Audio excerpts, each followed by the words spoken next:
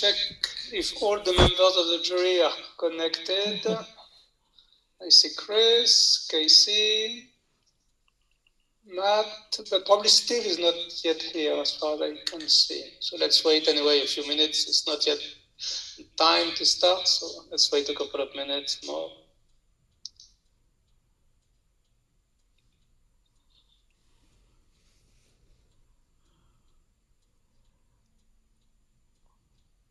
I got a blur in it.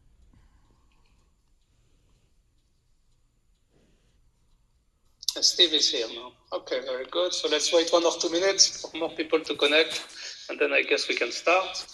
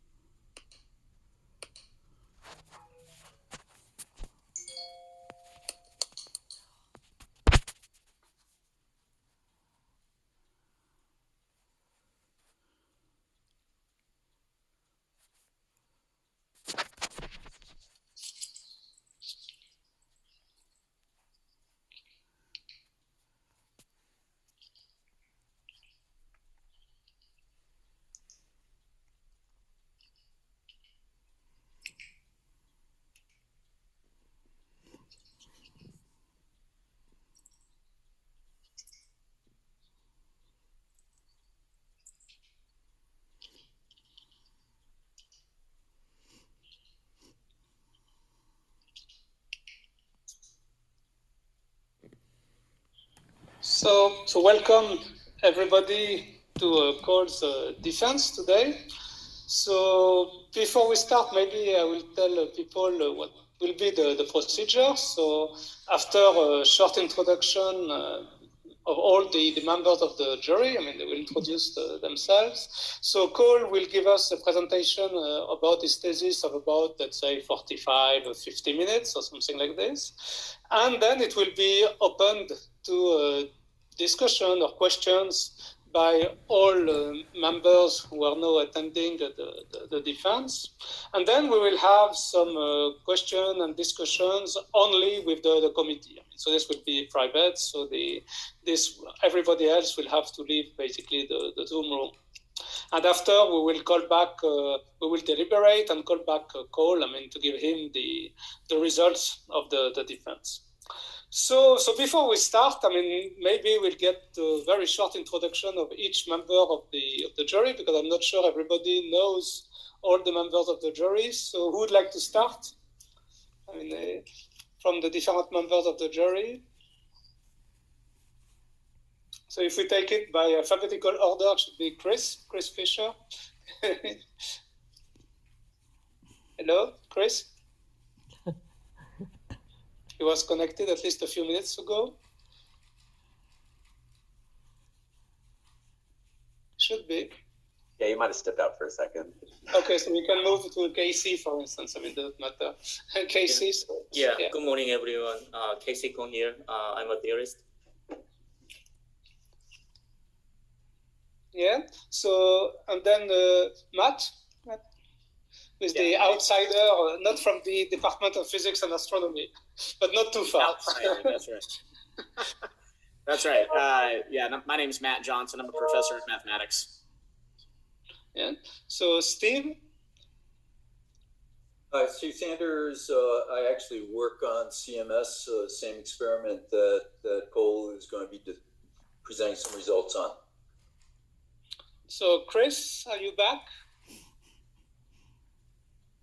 I will wait a couple of minutes. So maybe I will introduce myself. So I'm Christophe Royon, so also member of the CMS.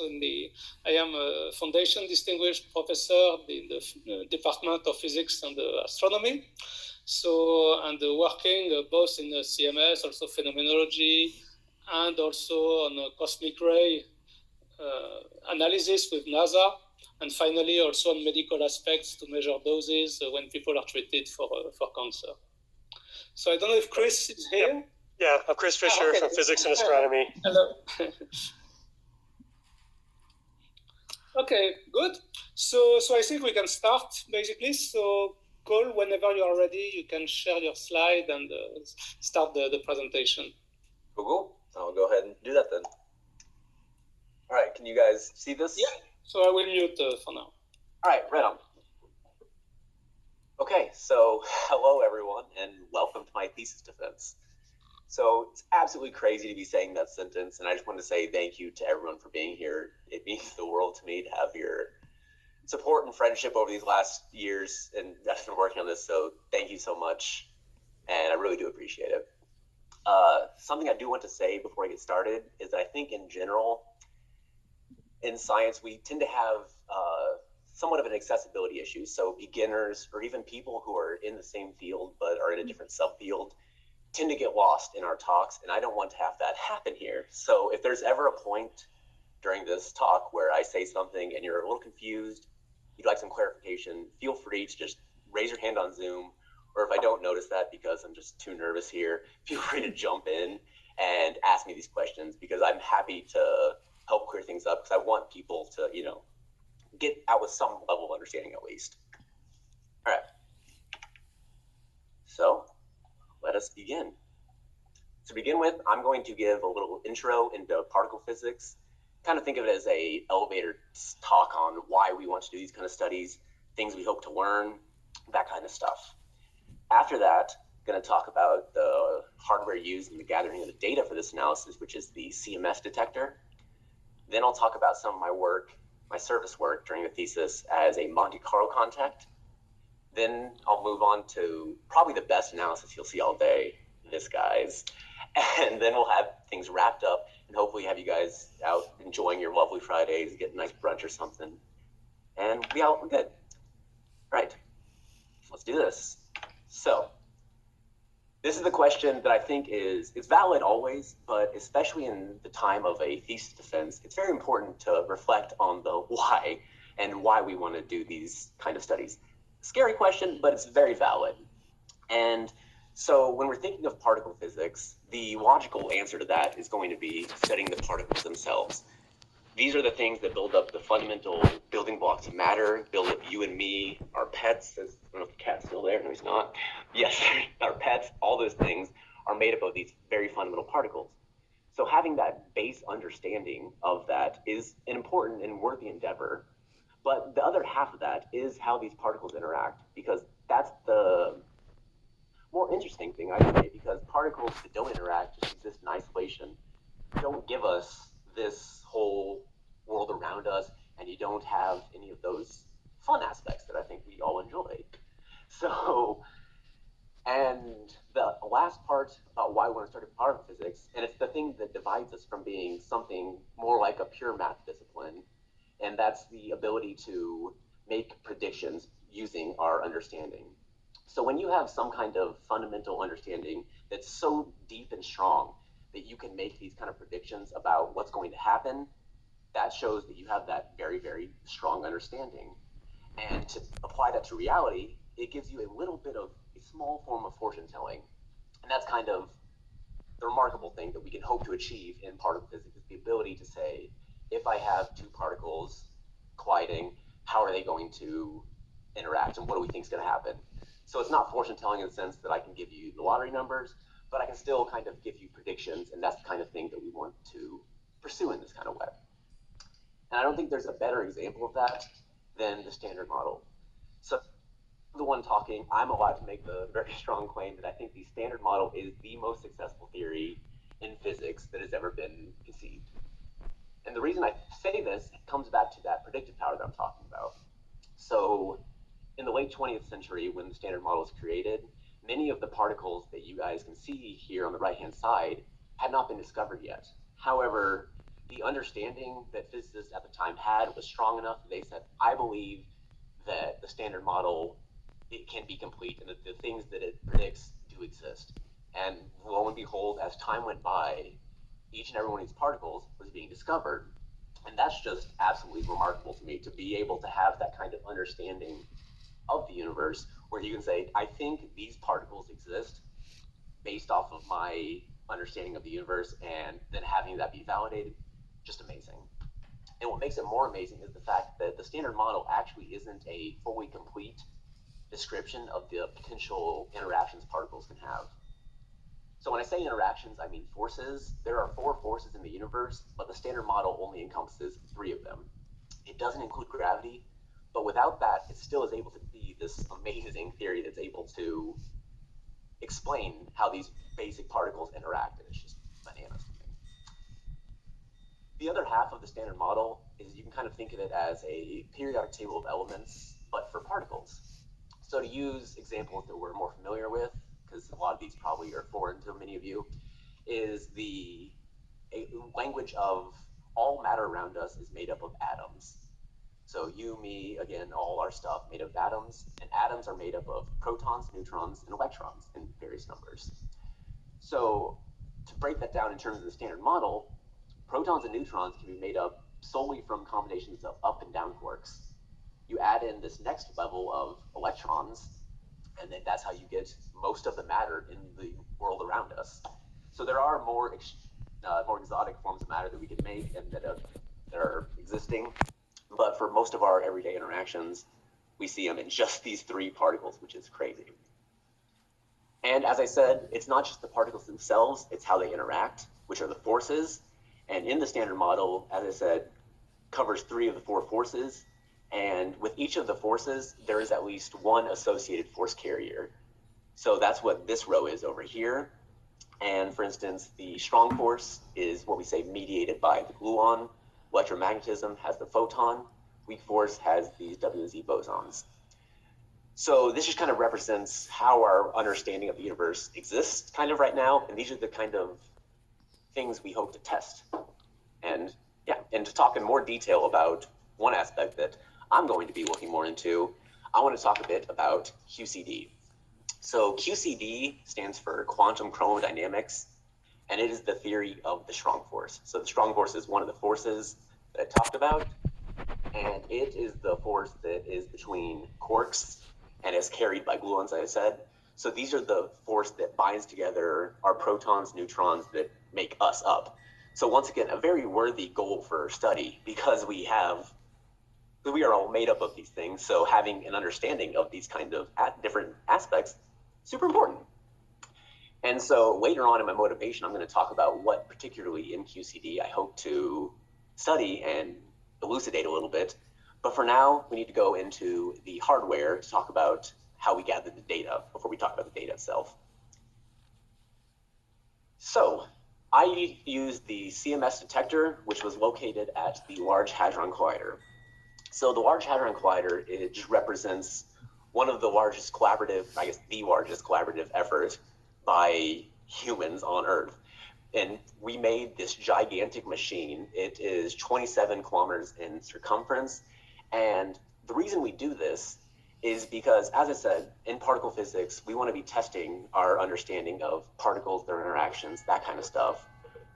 And to further and further test our understanding, we need to go to higher and higher energies as we test kind of regimes that we've never tested before. And so the LHC represents the culmination of that currently. And it kind of shows that's where we want to reach as high of energy as possible to test these different areas and learn more about these particles. So CMS is one of the 4 detectors located on the ring, and you can see it here. It is located on the north because, to my understanding, you order things, north is going to be the best, and then everything else goes everywhere else. So CMS is the best is how I take away from this. So to talk about what CMS is in particular, it stands for compact muon solenoid, and the word compact is a very generous use here, to say the least, because you can see this bad boy weighs in at 14,000 tons, 15 meters in diameter, 30 meters in length, and then you see this tiny little human for scale. So compact is very much a relative term, and it's saying in terms of other particle detectors, it's compact. So a way you can kind of think of what CMS tries to do is it tries to be the most sophisticated camera ever created. So we're colliding these particles, protons, lead ions at speeds near the speed of light, and we need to try to see what happens after these particles collide and stuff comes out. So CMS you can think of as just this gigantic camera that tries to take a picture after each and every particle collision in order to do our physics analyses because we want to see what comes out. And furthermore, CMS is what is known as a hermetic detector, meaning its goal is to fully reconstruct the events as best as possible. Because if we lose information, if like particles escape out of our detector without being detected, then that will influence our physics results. So CMS tries to avoid that by having this hermetic design. And to kind of explain how it has this, here we have a cross-section of CMS. So it has this onion-like design where each layer specializes in detecting certain kinds of particles, and then the combination of all of that allows us to take this very excellent picture after particle collisions. So to break it down kind of section by section, we'll go left to right, I should say. But we have the silicon tracker, which is going to be the one closest to where the particles collide, and that's where we can see these tracks that the particles take, and that's the paths they take after the collision. Next layer is the electromagnetic calorimeter, specialized in detecting particles such as electrons. Hadronic calorimeter, specialized in detecting particles such as neutrons.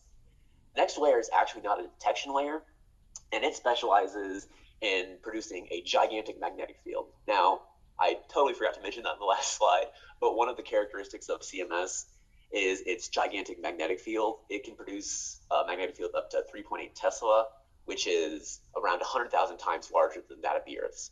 So this aids in the particle detection in various aspects, and it's created through this solenoid.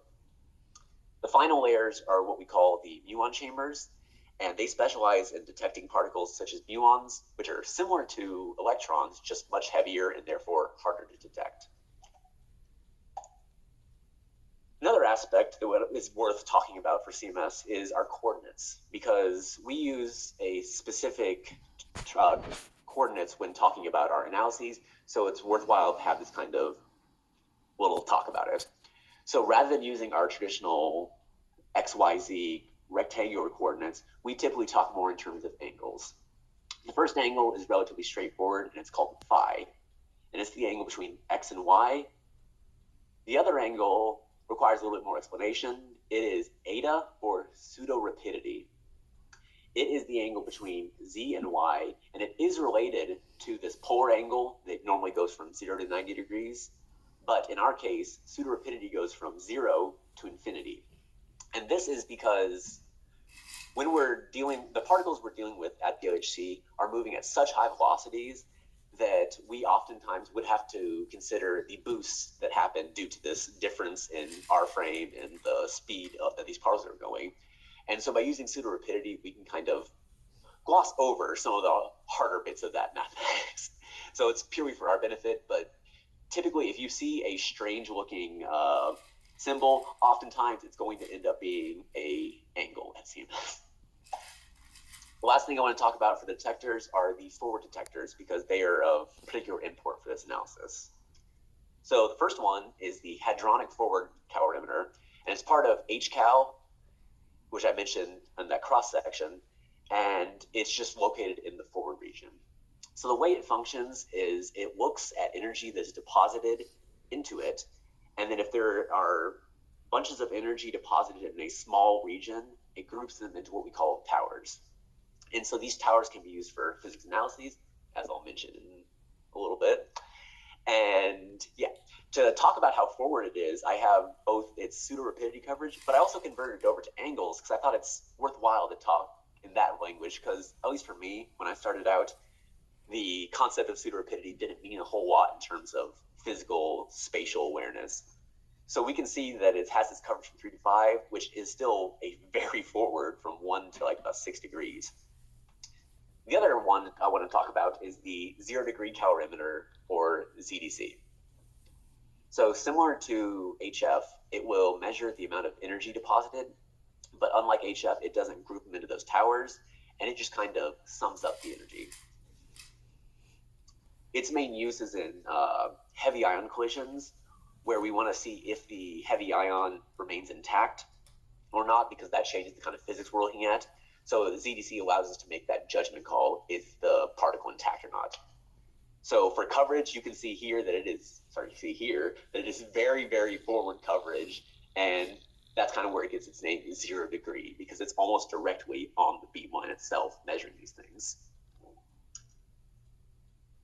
Now, I'd like to talk a bit about the service work done during this thesis. Okay, but before I talk into my specific roles, I wanted to talk about a general theme in physics in the sense of Monte Carlo. So Monte Carlo is particle production and particle simulation. So what I mean by that is it simulates our particle collisions, but on like a computer rather than actually doing the collisions themselves. And it kind of represents this bridge between theorists and experimentalists like myself. And this is because the theorists can outline their theories and their understanding of the universe in these Monte Carlo simulations, which can then be run, and then their predictions can be compared to the experimental data. And based on how those two line up, this allows us to make a judgment call saying either the theory's correct or the theory needs some kind of tweaking. There's some aspect missing. And this kind of represents how our understanding in physics as a whole pushes forward. Theorists will have predictions, experimentalists will check it, back and forth, on and on, until we get to something like the standard model. So another part that's very important for Monte Carlo production is detector simulation. So in a perfect world, we would have perfect detectors that did not influence our results in any way. If we were measuring a particle's energy, the detector would not influence that in any manner. However, if you guys have not noticed, this is not a perfect world. So our detectors do have effects, and we need to be able to quantify that. So for a little small example of what that kind of looks like, here we have so this might be like the truth that a theorist predicts, say this is the particles, but have this kind of distribution. However, put it into a real detector, and it suddenly looks like this. So this is by no means a small change, and it's just a small example, and sometimes it can be even more drastic. So being able to quantify these detector effects is very important because it allows us to have direct comparisons with the theories from theorists and the reality, because you need to be able to simulate the effect that your detector has on their theories to see what it would look like in reality. And I didn't mention this, but CMS is a collaboration of over 4,000 individuals, many of whom are working on an analysis or are adjacent to an analysis. And many of these analyses need Monte Carlo for these kind of comparisons like I'm talking about. So this is just to drive home that CMS is an absolute juggernaut of simulation. This is just an average cross-section of a week in Monte Carlo production at CMS. And just to really drive home this is 180,000, not 180 CPUs running about on average over the course of a week. So there is constantly a need for Monte Carlo, and Monte Carlo is so important in each and every one of these analyses that it needs to be constantly being produced. And to kind of explain a little bit more about what this graph is showing, each one of these colors represents a different time period when CMS was running. This is because, as I said, our detector has effects, and so we need to be able to quantify these effects. However, it's not constant. So CMS of 10 years ago, very different than the CMS of yesterday. So over time, these changes will accumulate, which will lead to the need to be able to classify these effects as they are existing at different points in time. So that's what each one of these kind of big blobs of color represent, is just the Monte Carlo that's being produced for a specific period in time of CMS's operation. And from that, we can get to my role and what I did for my service work. So I was what is called the Monte Carlo contact for the heavy ion group. So at CMS, we kind of split up into our specific subgroups about what our interests are. So for me, that was heavy ions. So that was kind of the natural role for me to go into for Monte Carlo. So what that meant is I was the first point of contact whenever someone in the group would want to produce Monte Carlo for their analysis. They would come to me and I would help them work through the different kind of quirks and weird aspects of CMS that are harder to understand. And this is because, as I said, we are a 4,000 person collaboration. So it's kind of unreasonable to have each and every person have the knowledge to do those detector simulations because they're not necessarily right out the bat easy to do. So that's kind of why my work was to be this contact, to be in charge for heavy ions, to help them do that, not so they didn't have to worry about it. And I really enjoyed this because it was nice having this direct contact with the people who were using my work. Because oftentimes with our service work, a lot of the work done was under the hood, stuff that you didn't necessarily get to like interact with people. But in this case, I was able to talk with people and help them reach their Monte Carlo goals, which was really helpful and like nice to have that aspect, because I could see an analysis going out and being like, man, I helped in small some amount with that, and that feels good. So I understand it's a collaboration, but it was nice having that extra bit of interpersonal relationship with that, and I enjoyed that. So I just wanted to talk a bit about my time here because I enjoyed working on this. But now we can talk into the really cool analysis. Once again, this guy's. However, we have the slide that plagues me each and every time I give this kind of talk. So the Pomeron. If you've not heard of the Pomeron before this, totally understandable. I had not heard about this before graduate school, so it's not exactly a very well-known thing. But the question I would get in each and every talk is, Cole, what's a Pomeron? And I floundered, to say the least, oftentimes. And this is because it's not as easy as talking about a proton, where I can say it has this charge, this mass, these 30 other properties that we know about it. The Pomeron itself is a bit of a nebulous object, but the weird thing is it's very important for describing our experimental data. So what I mean by that is we can talk in terms of the language of the Pomeron, saying the Pomeron can help us explain certain kinds of processes. But if you ask me to say, Cole, what is a Pomeron? I cannot answer that, because there are currently many different kinds of Pomerons we can use to describe different kinds of processes. So we have a soft Pomeron, a hard Pomeron, a Pomeron I cannot pronounce, another one I can't pronounce, but we make it an acronym so I can, so the BFKL Pomeron. And this just kind of goes to show where our current understanding of is kind of a little bit up in the air, which I don't know about you guys, but that makes, for me personally, sounds like a really good idea for someone to do a thesis on, maybe defend on it at 9 a.m. on Friday or something like that. I don't know. So when we're talking about the Pomeron, it's good to talk in terms of Pomeron behavior, and what I mean by that, I'll explain here. So as I said, there are certain kinds of processes and interactions that happen at particle colliders that we can explain through the usage of this Pomeron. So these are what we call diffractive processes, and that's a kind of a process where we have this Pomeron exchange. I guess to break things down further, P1, P2, or any of the P's represent a proton. And so when they're incoming like this, they have some sort of interaction, and then we see what is outgoing. So the x-axis is time, if you want to look at it that way. So a single diffractive process is a process like this, where we have two protons coming in, there's a Pomeron exchange, and then we have one of the protons dissociate or break apart. So we can explain that in terms of the Pomeron. Similarly with a double diffractive, where both protons break apart, and thirdly, a central diffractive, where neither of them break apart, but we still have that spray of stuff. So these are the kind of things that we can describe in Pomeron behavior. But as you can see, I kind of just moved the goalpost a little bit, and I didn't answer what the Pomeron is. And that's kind of what we hope to learn with my analysis. That's kind of hope to contribute in some small manner to our understanding of the Pomeron. And a manner in which we could do this is an interaction like this. So if we were somehow able to have a photon interact with the Pomeron and give us jets in the final state, we could end up with we would be able to work our way backwards and draw inferences about the Pomeron, the proton, or whatever it comes from. Sorry, a little spoiler there.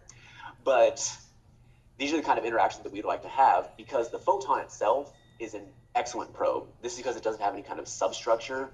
It's just a concrete object that we can use to probe to very small distances. Now, as to what jets are, I'll talk about in a second. But for now, we can just think of those as something that happens later. But to make this a better analogy, because it's a little clunky right now, we can think of it in terms of a microscope. So a microscope, it operates in the way where we put something on a slide, put it on there, look through, have light shining, and we're able to learn about what we're looking at. Now, the LHC can operate in a similar-ish manner to work to allow us to understand the Pomeron. So effectively, by having an interaction like this, where we have a photon interacting with a Pomeron, giving us jets, we can put our Pomeron on a slide, look at it, and then look at these jets in the final state, and that's the information that our eyes would see. And then we can learn about the Pomeron itself. So now the next question is, how can we get these kinds of interactions here? Because those of you familiar with particle detectors know we cannot load up photons and Pomerons and start colliding them. We have to be a little bit creative, unfortunately. So to talk about how we do this, I want to talk about a certain kind of collision that happens at particle colliders.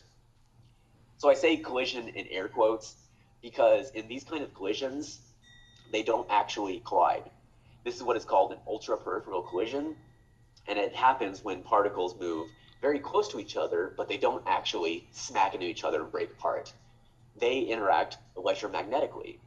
So if you remember from when I was talking about the standard model, electromagnetic interactions are mediated by a photon. So we were just talking about finding a good source for a photon, so we can kind of do this kind of stuff. So we can find a particle that's a good source for photons and a good particle that's a good source for Pomeron exchange, then we're cooking. And to kind of skip ahead to the final answer for what we need, we have this. So we can have a lead ion that will emit a photon, a Pomeron that will interact through Pomeron exchange, and that'll give us jets in the final state. Now, an important thing to note here is that if a lead ion emits a photon, or if a proton interacts with a Pomeron exchange, we have gaps as a signature. So what a gap is, again, I'll explain in the next 2 slides from now. But now I need to talk about what jets are, because up to now, that's just kind of been a word I'm using.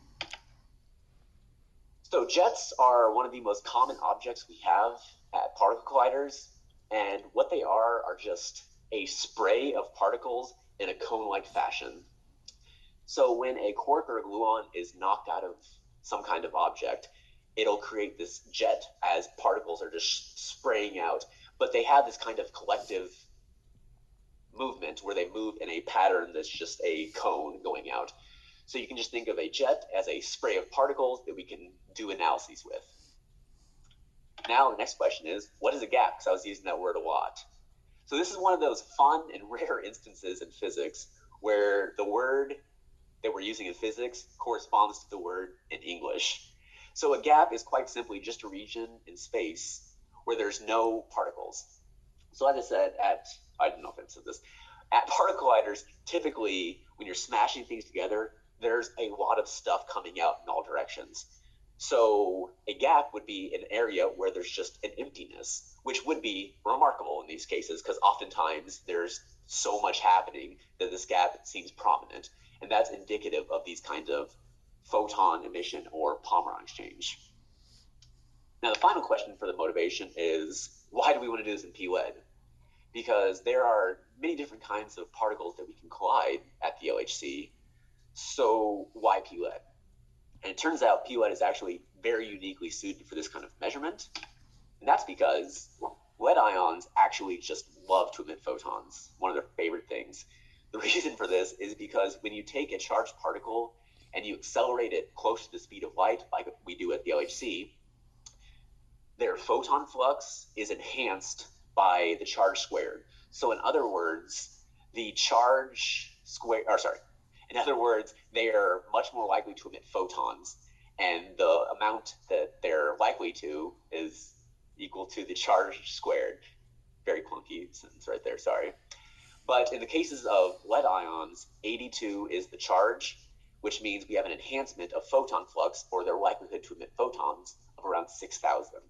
So this means that comparing a lead ion to a proton, that lead ion is so much more likely to be emitting photons. Conversely, protons not going to be as likely to be emitting photons when compared to a lead ion. It is more likely to be interacting via Pomeron exchange. And so you might be saying, why is that important? And that is because at the LHC, we don't actually get to see every single step of the process. Or in particle colliders in general, And I think this is oftentimes kind of glossed over. So I can show you this full picture saying, this is our interactions we're going to study. However, we don't have the ability to be like, all right, there's a lead ion. Oh, it emitted a photon. There's a palmer. There, we got it. We don't have that.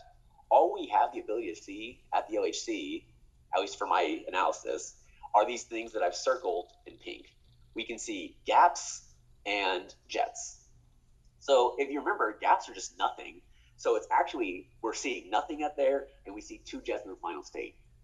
So it's our job as physicists to work our way backwards from these kind of interactions and say, okay, if I have these kind of signatures, then I can know that this process is actually happening in the first half. And that's why that P-lead that I was talking about, the reason we're using P-lead is so important. Because if we see a gap on the lead going side, because the lead ion is so much more likely to be emitting photons, then that means that the gap is due to photon emission. Same thing on the, or I guess the opposite on the proton side. If we see this gap, we can be very certain that it's due to this Palmeron emission and not any other process like photon emission. So basically what this does by doing these kind of collisions in proton lead, this allows us to exploit the properties of these particles in order to be very certain that the process that we want to study is actually happening. So with that in mind, we can now talk about the analysis itself.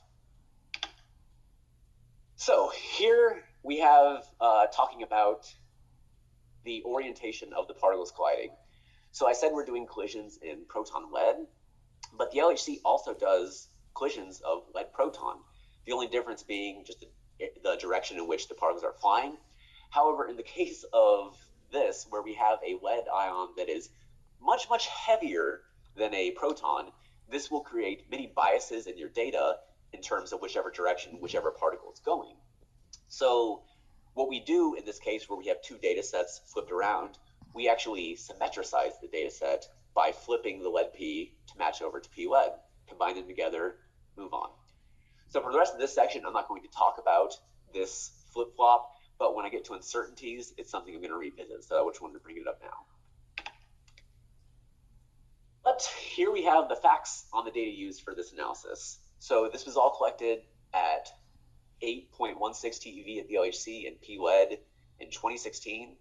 You can see here we have various amounts of P-lead and lead P that all is combined together at this point. The next aspect that I want to talk about is what we call trigger. 1 second, sorry. So the trigger is the way that CMS takes the crazy amount of data that it gets at every second and brings it down to a manageable level. Because at its full operation, CMS is capable of colliding particles every 25 nanoseconds. That's a crazy amount of data coming in every second, and we simply don't have the space or machinery to be able to write that out constantly. We quickly run out of space. So the way that this does, what we can do to make this more manageable is use this trigger system. So what a trigger will do is it will look at events coming in and then make a very snap decision. Is this an interesting event or not, based on some basic properties? So what I mean by that, by interesting, is that we want to have events that are good for physics analysis and can be interesting for us. So we have the triggers device that'll snag out those good ones for us and then throw away the events that we don't necessarily want to look at. So for my analysis, I use what is called the UPC dijet standard trigger. And this trigger, as you can see here, has 3 distinct properties that basically select events that are likely to be UPC dijets. So if you remember that picture I showed, UPC dijets are exactly what we're looking for.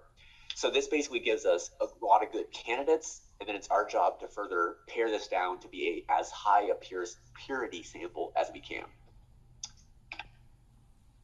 And as I mentioned, at the LHC, we can only see the gaps and the jets. So I'm going to break this section down into basically jets and gaps, and talking about the selection we made for each one of those. First one I'd like to talk about for jets is what we call jet PT. This stands for transverse momentum, and it's the portion of momentum that a jet carries that is not in the beamline. So if this is the beamline, this is the transverse momentum. Remember, jets are these sprays of particles that we're just looking at, and we just make cuts based on their PT. So the leading jet is the jet with the highest PT. The subleading jet is the jet with the next highest PT.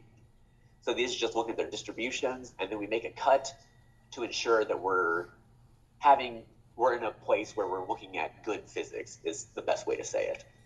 So the leading jet has to have at least 20 GeV per C, and the subleading has to have greater than 15 GeV per C. Now, something to note just for your own, if you're having questions about why there's this gap here, this is a non-physical thing. This is purely for my benefit. When I was first running over the data, I just made a small cut saying, because I knew we did not want these low PT jets. So to save my space, I just cut those out. So there really should be a distribution here, but this is just missing data basically that's not relevant to this analysis, just for your own edification. Next thing we could talk about is number of jets.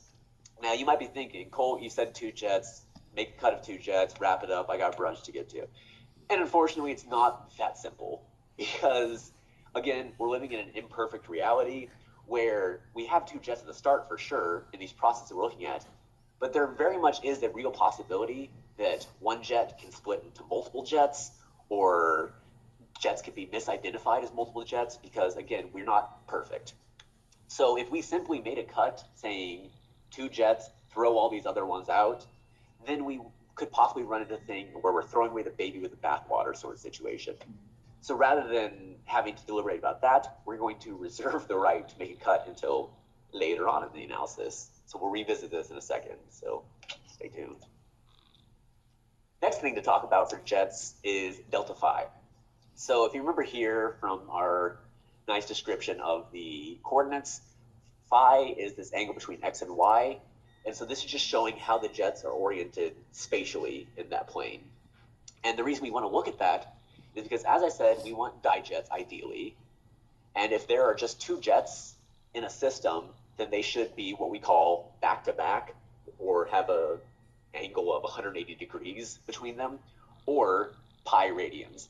And we can see here we're already very much peaking around there, which is very good to see, because that indicates that most of our jets will be in this kind of dijet system. But just in order to make sure we don't catch any like errant events that might necessarily contaminate our stuff, we make a cut in delta phi saying that the 2 leading jets should have at least 2 units of phi between them. So this is just a thing to clean it up and make sure we don't get any really wonky events. Now, however, is when we talk about the gaps themselves. So this is probably the more important part of the analysis because of the fact that, as I said, jets are so common at particle colliders that a dijet system isn't anything too noteworthy. However, if we add in these gaps, then we can suddenly start looking at these very unique Pomeron-induced processes like I'm talking about, so we can do these kind of studies. So the gap identification is super vital here. And so in order to give it the weight it deserves, we actually have a triplicate sort of method to determine gaps. The first method I actually kind of glossed over was the trigger. And that's because, as I said, the trigger passes over the data and it finds events that are likely to be UPC dijets. This means that they typically should have some kind of gaps. So this is kind of already our first kind of, it might be a gap, but we want to be more certain. So we introduced 2 other methods, and these are using those subdetectors I was talking about in the hardware section, HF and ZDC. So the primary gap definition will be through HF, and this is because, so we will use HF to look for gaps. And if you remember, a gap is an area where there's nothing. So quite simply, we will look at the HF detectors and find events where we don't see anything. It's as easy as that. ZDC, on the other hand, is typically only used in heavy ion collisions. So we will be using it as a third cross-check, but only on the wet-going side. So the way the ZDC works is, as I said, it can measure the energy deposited in order to see if that lead ion remains intact. So the cut for that is checking that the energy is less than 1 TeV which indicates that the lead ion remains intact, which we can get from previous analyses that have looked much more into the ZDC. So to break it down kind of section by section, we'll talk about the HF detector first. So what we have here is a distribution of the HF towers and the number of them. If you remember, I said that HF would take energy deposited in a localized region and call it a tower. So basically this is just a plot. These are plots showing the number of towers that pass this noise threshold. So a noise threshold is basically what divides random machine noise and actual physics. So if we have a tower with a sufficiently high energy, that indicates that real physics is happening and not just random noise fluctuations. So we count the number that passed that noise threshold, and we plot the multiplicity. And remember, we're looking for gaps in HF, so that means we want to look for events where there's no activity, which is going to be this 0 bin on both of them. Now, the reason they look so different is because, again, we have very different particles here. So a proton is this very small, relatively small particle. It just has these quarks in it. However, a lead ion is full of many protons and neutrons, and generally just more stuff is coming out of them when you're accelerating them up to these high velocities. And so that's why the multiplicity tends to be more for a lead ion. But as I said, we just kind of pick here where these 0 bins, and now we have gaps. Next check, as I said, was the ZDC cross-check for the lead ion. And the way we did that was looking to see how many events were less than 1,000 GeV. Now this is pretty remarkable because it turned out to be an almost unnecessary cross-check. What I mean by that is the large majority, I believe 99.8% of our events were below this 1,000 GeV threshold, which is very good to see because it shows us that our gap definition from the previous slide with HF is working, and it's getting us to these very, very high purity sample where the most are already in these UPC type configurations, and that our sample is looking like we expect it to. So that being said, it does throw out some, but just the large majority didn't even end up needing this kind of cross-check, which is really cool to see. So we have gaps, and now it's time to revisit that thing that I said we'd revisit later, and that's the number of jets. So remember I said that jets can possibly split up into multiple jets, and we don't necessarily want to throw those out. So we're looking at it again after the gaps to see kind of how things have changed. And things have changed. So we're now approaching 40% are dijet events. However, we still have a very sizable 3, 4, and even 5 jet events. So the idea for this is rather than throwing them all out or keeping them all, we decide to meet in the middle, and we say if there's 3 or 4 jet events, we'll keep them. With high likelihood, these are very good physics events that we can do analysis on, and they are the kind of process we're going to look for. But just to kind of cut off the most likely to be bad physics events, we cut off the 5 jet events. So with that in mind, we now have a very high purity sample, and it's kind of the processes that we're very confident that we want to be looking at. So the last thing to talk about is just these observables themselves. And when I say observables, these are the measurements we want to make of these dijet system. So the 2 observables are X gamma and Z Pomeron. So I'll talk about physically what they mean on the next slide, but now I want to talk about the fact of why we're using them. One of the reasons is because there have been experiments conducted at lower energies at other particle colliders that looked at these kind of events. And so by redoing the same kind of measurement at these higher energies, it allows us to characterize the effects characterize basically the trends over these wide ranges of energies, especially for Z Pomeron, which kind of is a characteristic of this Pomeron behavior.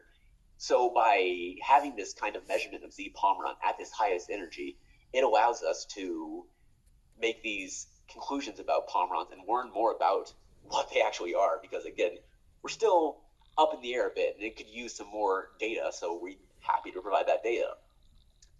Now, to show physically more what they mean, if we go back to this definition where I was showing the photon and the pomeron, you can think of each of these variables as the amount of momentum that they're taking from the particle they originate from. So X gamma represents the amount of momentum taken from the lead ion. Z pomeron represents the momentum taken from the proton. And we can kind of use this to characterize the pomeron behavior and make conclusions about it. So without further ado, here we have, for the first time at the LHC, these observations of these kind of events in PUED, which is just absolutely wild to me, because these are the kinds of things that allow us, as I said, to make these conclusions and learn more about the pomeron as a whole. So the fact that it had not been done at the LHC represents a major gap in our understanding. So we want to fill that gap by having this kind of measurement made, because the idea is from here, a theorist could go, okay, so I have a theory that's, not lining up with this, so maybe I need to tweak it a little bit and make some kind of understanding like that. Those kind of things are what can be done with these measurements, which will allow me to finally be able to answer, what is a pomeron, so I don't have to be very sweaty whenever someone asks me that question. But the measurement's not completely done yet, because we have our good old friend, the uncertainties that we need to talk about. So what these are what we call systematic checks, and basically they test the robustness of our sample, meaning test how good our cuts are at getting us to our sample that we want to be measuring. So if I change up one little cut, is that going to throw off my sample and make it something totally different? That kind of stuff. So in order to quantify whether these little changes in the cuts have an effect, we use a chi-squared test. The reason we do this is because we don't have sufficient data to the point where the random fluctuations are super, super small. We're at the point that the statistical fluctuations could easily explain some changes in our measurements, and so we characterize it through using a chi-squared test. If that doesn't make sense, you can see on the next slide an example. So what we have here is the check on P-lead versus lead-P. So I mentioned we can be coming back to this in the uncertainty section, and this is why. Because, again, not perfect detectors, because in a perfect world, the left side of CMS would be equivalent to the right side of CMS if you just flip things. There should be no changes. However, turns out there are actually decent changes between flipping between P-lead and lead-P. The full systematic check ends up giving an uncertainty of around 1% each measurement, which is a wild result, because this means that in some cases, not our cases because we check this, but in certain cases it could be beneficial to only use P-lead or lead-P, because the introduction of the other data set does introduce an uncertainty in your measurement. So that's just wild to my brain, because the thing we've always is more data is better, always get more data.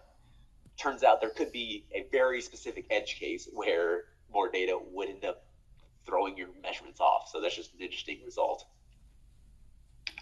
Next check is on delta phi. And this is, again, just going from a 2.0 cut in delta phi to a more strict 2.5 to see that they're really back to back. And in this case, we see consistency between the data sets in these. So we just say that this is just a cross check, and there's no uncertainty contributed from this one. This one is probably the wildest result for the systematic checks, because it would be the one that I would have guessed would be the most significant systematic error that would contribute. Because what we're doing here is we're going from our HF towers asking for 0, going to saying, okay, let's allow 1 or 2 towers in there and see what happens. And in my head, I would assume that this would change the whole game and change up their measurements. However, it turns out they were within the statistical consistency, so we did not have an uncertainty from this one. Now, the rationale in my brain for this is I would say, because of the fact that we're doing these kind of double and triple checking this gap definition, when we one of them falls short a little bit. So if this one allows bad events through, these other cross checks will step in, catch them, and then we won't end up with wildly different results and wildly big errors. So just a really cool result that shows the robustness of our sample, that it's a high purity sample and it's not going to be changing due to just tiny little fluctuations in our cuts. Really cool. Similarly, with the ZDC cuts, we can see that even lower, they have even less of an effect.